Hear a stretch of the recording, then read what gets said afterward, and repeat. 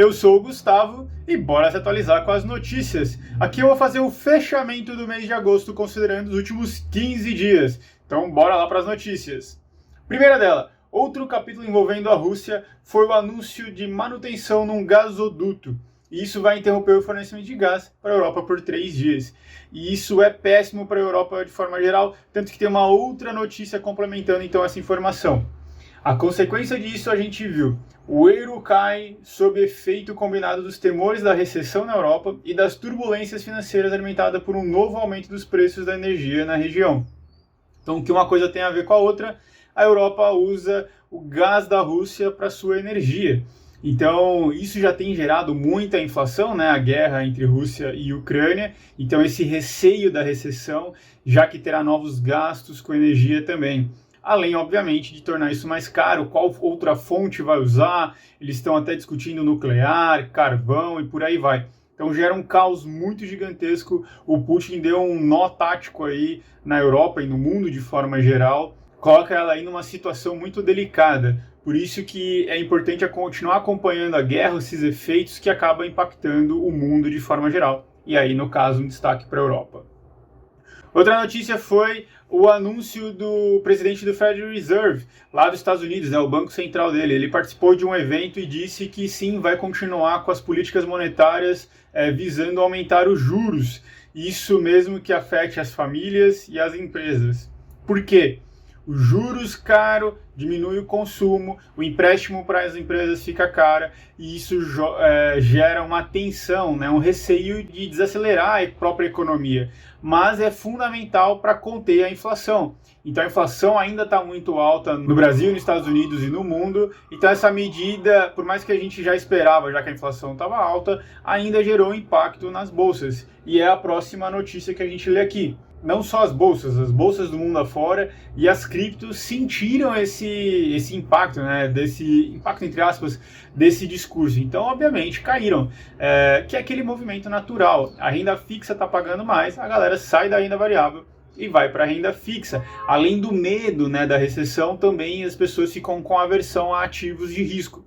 A gente aí colocando uma opinião aqui da Duo, né, no meio das notícias, é que isso gera um bom movimento para comprar ativos baratos, porque no final das contas o que a gente tem que avaliar são as empresas.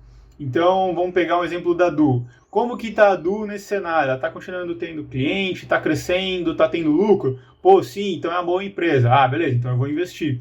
Independente um pouco da economia em si. Claro que ela impacta mais no curto prazo, mas se você avalia a empresa de uma forma geral, você tem uma análise melhor e aí não fica surfando essas ondas aí de sair de um e ir para outro e por aí vai. Beleza? Seguindo aqui, aí agora vindo para o Brasil. O Senado aprovou um projeto que acaba com o chamado rol taxativo da Agência Nacional de Saúde Suplementar, a ANS, super importante aí. Dessa forma, os planos de saúde serão obrigados a arcarem com os custos de tratamentos que não integram a lista de procedimento da ANS, desde que haja comprovação da sua eficácia.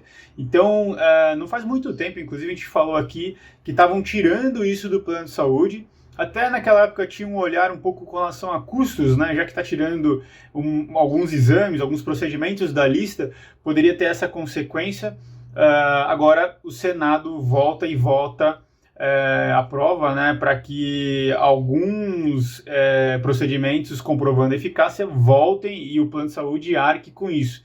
Então, não sei se vai ficar um modelo meio híbrido, tipo, tem uma lista fora, se isso aqui for bom, a gente até cobre, isso aqui não faz sentido pra gente.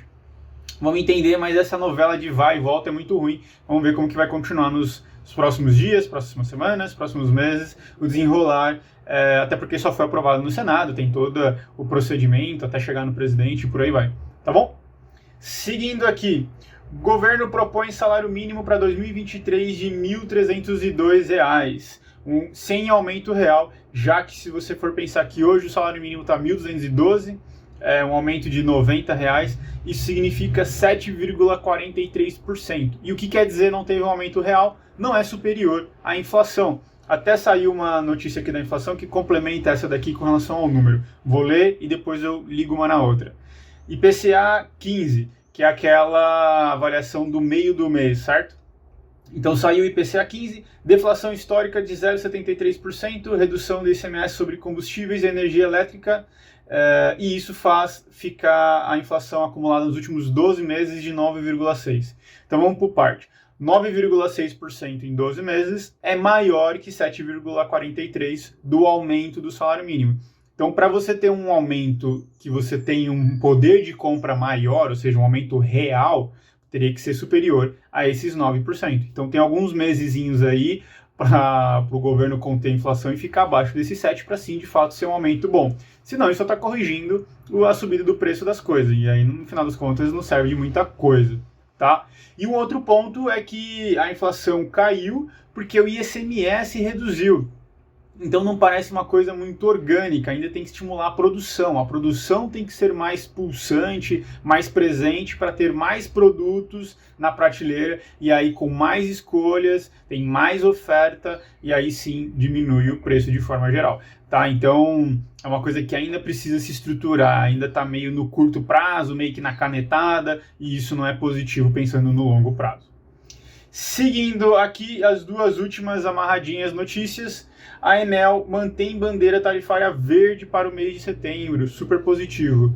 Porém, terá um reajuste de 9 distribuidoras em 7 estados. Por exemplo, em São Paulo, aqui, vai ter um reajuste de 23,72%. Então, por mais que fique na bandeira verde, vai subir um pouquinho a conta de luz. Vamos ver como que a gente vai sentir isso no nosso bolso. Certo? Várias notícias aí super importantes com o desenrolar do começo do mês que veio trazendo pra gente. E agora vamos fechar então os números importantes aí pra gente. O Ibovespa, o S&P 500, o IFIX, Bitcoin e o dólar. Então o Ibovespa saiu de 103 para 109, um crescimento aí de quase 6%. O S&P saiu de 4,91 para 3,955, então teve uma queda de 3,32%. O IFIX saiu de 2.800 para 2.900, então uma subida também aí quase de 6%. O Bitcoin saiu de 121 para 104, então tomou um tombo bem grande aí de 14%. E o dólar de 5,28 para 5,18 caiu quase 2%. Então isso são reflexos de todas essas notícias que a gente vê por aí, principalmente os juros altos, fazendo as pessoas saírem da bolsa, o mercado patinando, então tudo isso ainda é efeito que a gente vai continuar vendo. Então você, claro, eu vejo daqui 15 dias para ver como que ficou a primeira metade do mês de setembro. Beleza?